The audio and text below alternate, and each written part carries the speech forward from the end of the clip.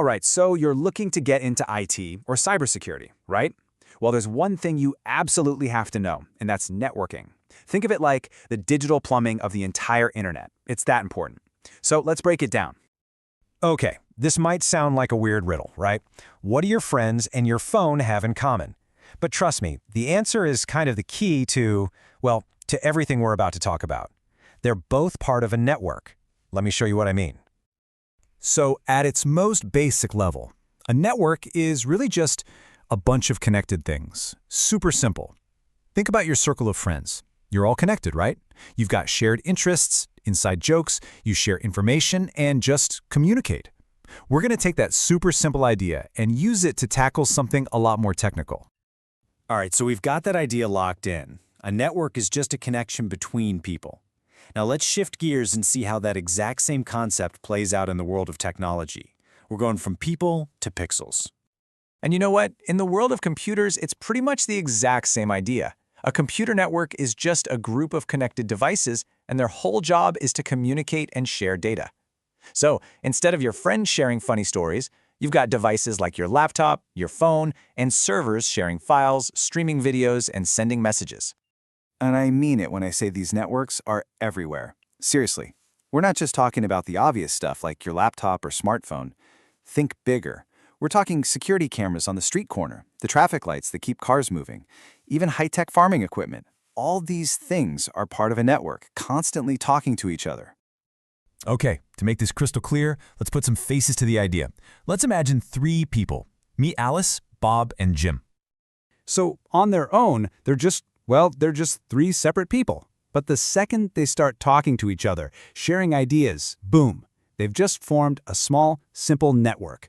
And that right there, that's the core principle. Every single computer network, no matter how ridiculously huge, starts just like this, with 2 or more devices making a connection. Okay, so we get how a small network works, right? Alice, Bob, and Jim. Easy enough.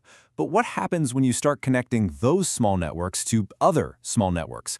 Well, that's when you get something huge. That's how you get the internet.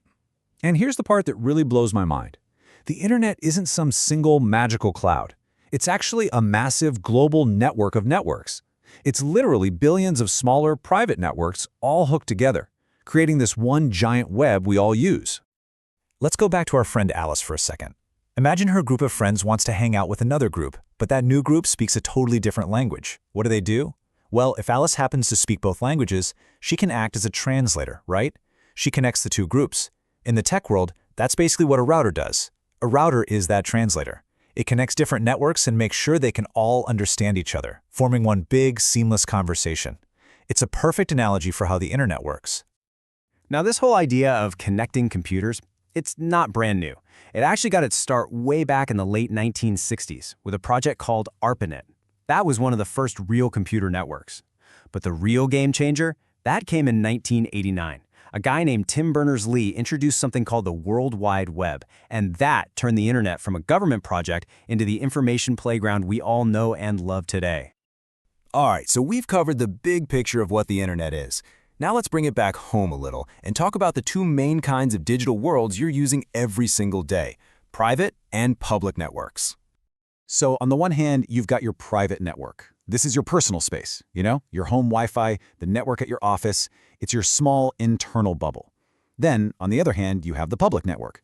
And that's basically the internet. It's the huge system that connects all of our little private bubbles together so we can go online and do, well, everything. Okay, this is all cool stuff to know, but why does it actually matter, especially for cybersecurity? Let's connect the dots here. Here's the bottom line. You can't protect something if you don't understand how it works. It's just that simple. Think of networks as the roads and highways for all our digital data. If you want to be a security guard for that data, you first have to know the layout of the roads. Every single cyber attack, from a sneaky phishing email to a nasty piece of malware, it all happens on a network. And every defense, like a firewall, is designed to protect that network. So understanding the map is step 1. Whew, okay, that was a lightning tour, from a simple group of friends all the way to the global internet. So let's just do a quick recap to make sure the big ideas really stick. Okay, key takeaways. Number 1, a network is just a group of connected things. That's it. People, computers, whatever. Number 2, the internet isn't magic. It's a giant network of networks, all those little networks connected together. Number 3, your private network, like your Wi-Fi, is your personal on-ramp to the public network, which is the internet. And finally, and this is the most important one for us, you have to understand this structure before you can even think about securing it. So we've spent this whole time looking at the connections, right? Drawing the map. So I'll leave you with this one question to chew on. Now that you can see all those connections, how does that change the way you see all the potential risks? Because answering that question, well, that's where your journey into cybersecurity really begins. Thanks for tuning in.